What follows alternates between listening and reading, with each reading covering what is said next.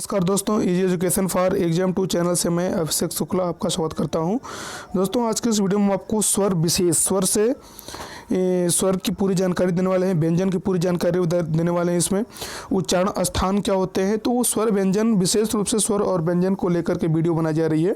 तो वीडियो को पूरा देखें जिससे आपको पूरी जानकारी मिल सके। इन स्वर कितने होते हैं, अयोगवाह कितने होते हैं, व्यंजन कितने होते हैं, उनकी मात्राएँ क्या होती हैं, स्पर्श व्यंजन क्या होते हैं, उच्चारण स्थान क्या होते हैं, सारी जानकारी आपको इस वीडियो में मिलेगी। तो वीडियो को पूरा देखें जिससे इस वीडियो में बताई गई सभी जानकारी आपको समझ में आ जाए। वीडियो अच्छी लगी तो लाइक कर, फिर दोस्तों में शेयर करना। चैनल पर नए हैं तो चैनल को सब्सक्राइब करना ना भूलें। ठीक है, देखिए, जिन वर्णों का उच्चारण स्वतंत्र रूप से होता है उन्हें स्वर कहते हैं। जैसे अ, आ, ई, उ, री, ए, ऐ, ओ, ये क्या है? स्वर है। अगर आपसे कोई पूछे कि हिंदी भाषा में कितने स्वर हैं, तो 11। कितने हैं? 11, 11 स्वर हैं। अयोगवाह कितने हैं? 2 हैं। अंग अह को हम अयोगवाह बोलते हैं। क्या बोलते हैं? अयोगवाह। ठीक है, क्योंकि ये स्वर और व्यंजन दोनों के द्वारा ढोए जाते हैं, तो अंग अह दोनों में ये प्रयोग किए जाते हैं। ठीक है, उसके बाद देखिए अगला है मात्राएं। देखिए, अ की मात्रा कुछ भी नहीं होती है। आ की मात्रा 1 खड़ी पाई। छोटा ऊ की मात्रा इस तरीके से होती है, छोटा ऊ की मात्रा है। ठीक है, उसके बाद देखिए बड़ा ऊ की मात्रा यहाँ पर है। ठीक है ना, ये छोटी ई की मात्रा है, ये छोटी ई है, ये बड़ी ई है, इसकी मात्रा यहाँ पर है। ये बड़ा ऊ है, इसकी मात्रा ये है। ये छोटा ऊ है, इसकी मात्रा यहाँ है। ये आ की मात्रा है, ये आ है, आ की यहाँ मात्रा है। ठीक है, उसके बाद देखिए ए की मात्रा, ये ए है, इसकी मात्रा एक चुंडी होता है। ये आय है, इसकी मात्रा ये है। ठीक है, उसके बाद ओ, ये देखिए ओ है, इसकी मात्रा ये है। ये औ है, इसकी मात्रा ये है। ठीक है, अंग ऊपर बिंदी, अह की ये मात्रा होती है, इसको हम चंद्रबिंदु बोलते हैं। ठीक है, और इसको री की मात्रा ये है। ठीक है, इस तरीके से यहाँ पर देख पा रहे हो कि सभी स्वरों की मात्रा हमने आपको बताने का प्रयास किया। प्रत्येक स्वर की मात्रा क्या होती है और स्वर किसे कहते हैं, अयोगवाह क्या होते हैं। उसके बाद देखिए आगे है स्वर के प्रकार। स्वर कितने प्रकार के हैं, तो स्वर देखिए यहाँ पर 4 प्रकार के हैं। कौन कौन से? वैसे हिंदी में आपको दो ही प्रकार के मूल रूप से स्वर हैं, हर्ष स्वर और दीर्घ स्वर। एक संधि स्वर होता है, 3 स्वर मान सकते हैं, लेकिन यहाँ पर मैं आपको पूरा विस्तार से बता रहा हूँ। देखिए, तो हर्ष स्वर के अंतर्गत अ, ई, उ और री, ये 4 आते हैं।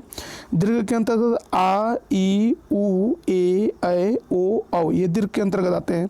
प्लुत स्वर के अंतर्गत ये आता है, जो 3 का निशान होता है, ये प्लुत स्वर का सिंबल है। इसका मतलब कि प्लुत स्वर में 3 गुना समय लगता है बोलने में ना। उसके बाद संधि स्वर या संयुक्त स्वर। संधि स्वर या संयुक्त स्वर में देखिए आ आता है, ई आता है, उ आता है, ए आते हैं, ऐ आते हैं, ओ आते हैं और औ आते हैं। इनको हम संधि स्वर या संयुक्त स्वर बोलते हैं। ठीक है, उसके बाद देखिए हर्ष स्वर। बोलने में जहाँ पे 1 मात्रा आती है वहाँ हर्ष स्वर होता है, जहाँ पे 2 मात्रा आती है वहाँ दीर्घ स्वर होता है। दोस्तों, अगर वीडियो आपको अच्छी लगे तो चैनल को सब्सक्राइब जरूर कर लीजिएगा। ठीक है, ताकि ऐसे ही ज्ञानवर्धक वीडियो की नोटिफिकेशन आपको मिलती रहे। दीर्घ स्वर में 2 मात्रा आती है, 2 मात्रा को हम इस तरीके से दिखाते हैं। ठीक है, उसके बाद देखिए प्लुत स्वर में 3 मात्रा होती है, ये इस तरीके से, ये 3 का सिंबल जहाँ पर भी दिखे वहाँ पर प्लुत स्वर होगा। ठीक है, उसके बाद देखिए स्वरों के प्रकार को याद करने की ट्रिक। अब इनके प्रकार को आप कैसे याद कर सकते हैं, इसको याद करने के लिए हमने आपको एक ट्रिक दिया है। हदि प्लुत संयुक्त। हदि प्लुत संयुक्त, ह से ह्रस्व, दी से दीर्घ, प्लु से प्लुत से प्लुत और संयुक्त से संयुक्त, यानी ह्रस्व स्वर, दीर्घ स्वर, प्लुत स्वर और संयुक्त स्वर। इसका फुल फॉर्म यहाँ पर है।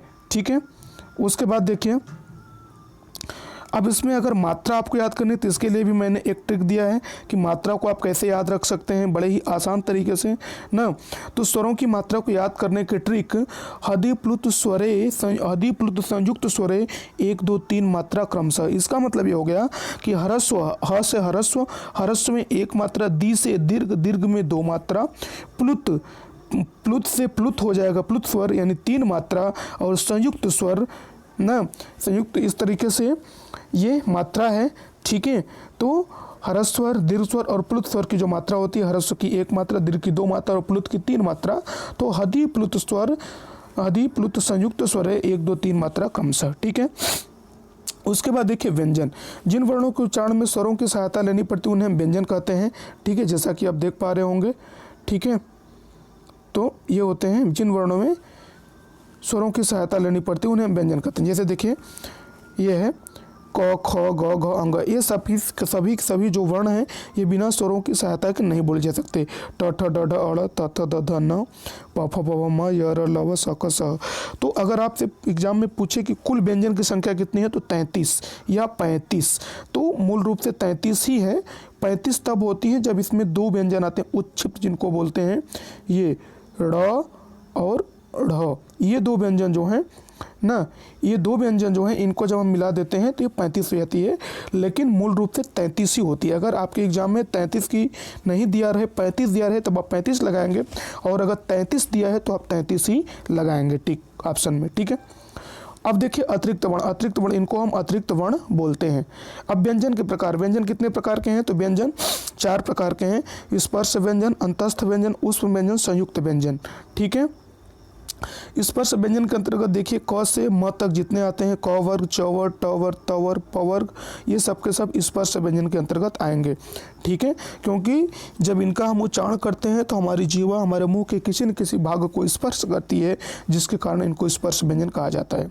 उसके बाद अगला है देखिए अंतस्थ व्यंजन। अंतस्थ व्यंजन में य र ल व ये अंतस्थ व्यंजन है। उसमें व्यंजन श श श स और ह, ये उसमें व्यंजन है। ठीक है, श ख श ह।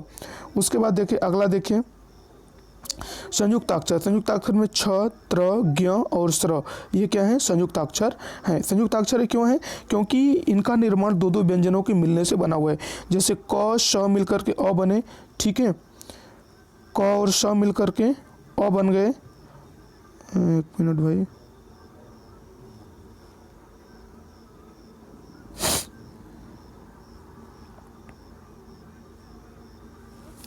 जैसे क और श मिलकर के अ बने, षटकोण का स मिलकर के। ठीक है, त और र मिलकर के त र और र त्र, ज और य मिलकर के ज्ञ बन रहे हैं, श और र मिलकर के श्र बन रहे हैं। ठीक है, अब देखिए इनका उच्चारण स्थान। कंठ वर्ण। कंठ वर्ण से कौन कौन से बोले जाते हैं तो क वर्ग। क वर्ग मतलब क ख ग घ अंग पूरा। उसके बाद अ आ विसर्ग और ह, इनका उच्चारण कंठ से होता है। तालव्य वर्ण में कौन कौन से आएंगे च वर्ग। च वर्ग यानी च छ ज झ ञ, ये पूरे आ जाएंगे इसमें। उसके बाद य श और दोनों ई का जो उच्चारण होता है वो तालव्य से होता है। मूर्धा में ट ठ ड ढ अड़ री र और स। ठीक है, दंत वर्ण में त थ द ध न ल स, ये दंत वर्ण में। ओष्ठ वर्ण में देखिए प फ ब भ म यानी प वर्ग ये पूरा, और उ ये ओष्ठ से उनका उच्चारण होता है। कंठ तालव्य में देखिए ए ऐ का उच्चारण कंठ ताल की सहायता से होता है। कंठोष्ठ वर्ण जो है वो ओ औ है, और दंतोष्ठ है व। ठीक है, दांत और ओष्ठ दोनों की सहायता से जिसका उच्चारण होता है उसे दंतोष्ठ कहते हैं। नासिका वर्ण क्या होते हैं तो नासिका वर्ण होते हैं अंग या ढ़ न म, इनको हम नासिका बोलते हैं। ठीक है, अब इनको याद करने की ट्रिक क्या है, इनको याद करने की ट्रिक है कता मुदो न कता मुदो। ठीक है, कता मुदो। क से कंठ, ता से तालु, मु से मूर्धा, द से दंत, ओ से ओष्ठ। कंठ तालु दंत मूर्धा ओष्ठ। ठीक है, इस तरीके से आप इनको याद कर सकते हैं। ठीक है, उसके बाद देखिए ना, तो अब यहाँ पर कुछ उच्चारण स्थान हम आपको दे रहे हैं। ठीक है, ये आप देख पा रहे हैं ना। इनको याद करने की जो ट्रिक है वो हमने बताया कता मुदो। ठीक है, उसके बाद वही चीज़ यहाँ पर है। तो आज के लिए इतनी ही, मिलते हैं अगली वीडियो में।